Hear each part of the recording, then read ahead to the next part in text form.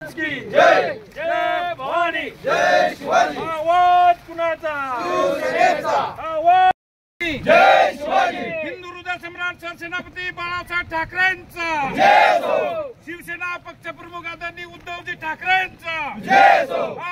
त्यांनी सगळ्या जनतेला सांगितलं की भडगावच्या पुलावर पूर आला की हे जागे होत्या। आता काल तुम्हाला काय सूचना दिल्या त्याबद्दल? उभाटा शिवसेना तसेच गडिंग्लज तालुक्यातील जनसामान्य नागरिकांनी आज बडगाव फूल येथे अनोखे आंदोलन केले। बडगाव फूल एकतर नव्याने बांधा अथवा उंची वाढवा याबाबत हे आंदोलन करण्यात आले। मोठ्या संख्येने कार्यकर्ते यावेळी उपस्थित होते। दुधाला जलसमाधी देत शासनाचा निषेध व्यक्त केला। या सर्व आंदोलनाचा आढावा घेतला ते कोल्हापूर लाईव्हच्या अभिजित मांगले यांनी।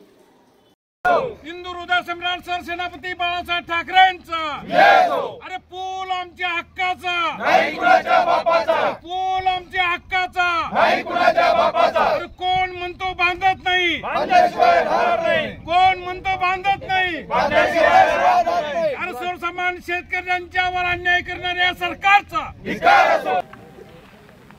तर आज हे जे नेमकं आंदोलन केलेलं आहे दुधाची समाधी देऊन, तर हे आंदोलन करण्याच्या मागे भडगाव पुलावरची नेमकी मागणी काय होती तुमची?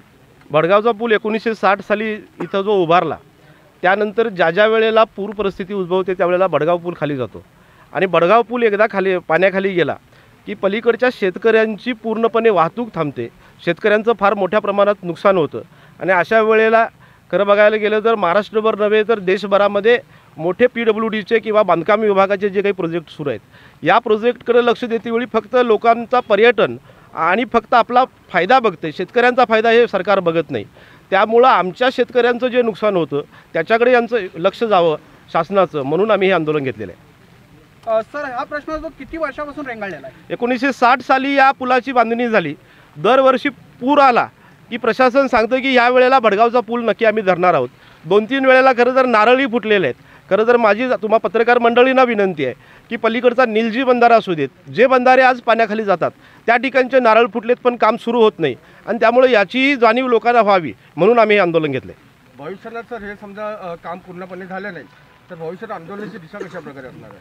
पुन्हा जर या पुलावरती पाणी आलं तर पुढच्या वेळेला शिवसैनिक इथं जलसमाधी घेतील हे मी मुद्दाम जाहीरपणे सांगतो। महाराष्ट्र प्रथम मी या केंद्र सरकारचा आणि राज्य सरकारचा तीव्र शब्दात निषेध करतो।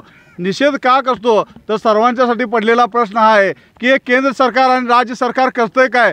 फक्त फोडाफोडीचं राजकारण आणि स्वतःची सत्ता कसं आणायचं याकडेच फक्त या सरकारचं लक्ष आहे। अनेक योजना राबवायच्या या निवडणुकीच्या तोंडावर आणि आपली सत्ता कसं आणता येईल याकडेच फक्त हे केंद्र सरकार आणि राज्य सरकारचं लक्ष आहे। कुठेही शेतकऱ्यांचा, गोरगरिबांचा, व्यापाऱ्यांचा विचार हे सरकार अजिबात करत नाही आहे।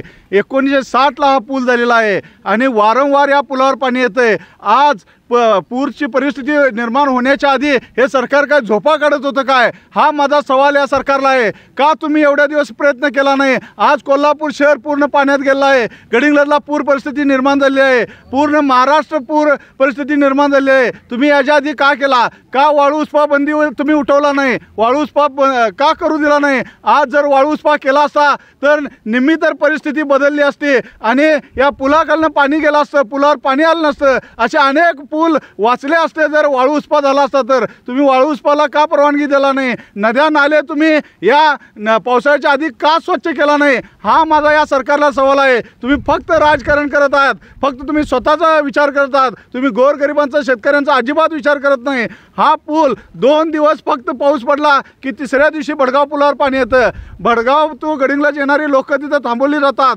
आज गडिंग्लजला 50% दूध हे भडगाव हुंडगीनाळ मागाव भागात नेते, 50% येणारी भाजी ही भडगाव हुंडगीनाळ मागाव भागात नाही। त्या पूर्ण शेतकऱ्यांचं आज नुकसान होत आहे। या शेतकऱ्यांना आज जसं आम्ही या नदीत दूध ओतलं तसं त्या शेतकऱ्यांना देखील आपलं दूध त्या नदीत ओतावं लागत आहे। हे नुकसान करण्याचं काम जे आहे हे सरकार करत आहे, तेव्हा सरकारनं ताबडतोब जागं झालं पाहिजे आणि पुढच्या वर्षीच्या पावसाळ्याच्या आत या पुलाचं बांधकाम झालं पाहिजे। आम्ही फक्त आज इथं डेमो दाखवलेला आहे पाण्यात जाऊन, आणि जर पुढच्या वर्षी जर पुलावर पाणी आलं तर 100 100% या पुलावरून उड्या घेऊन सर्व आपले शिवसैनिक इथं जलसमाधी घेतील एवढं सांगतो आणि थांबतो. जय हिंद, जय महाराष्ट्र. जय भवानी, जय शिवाजी.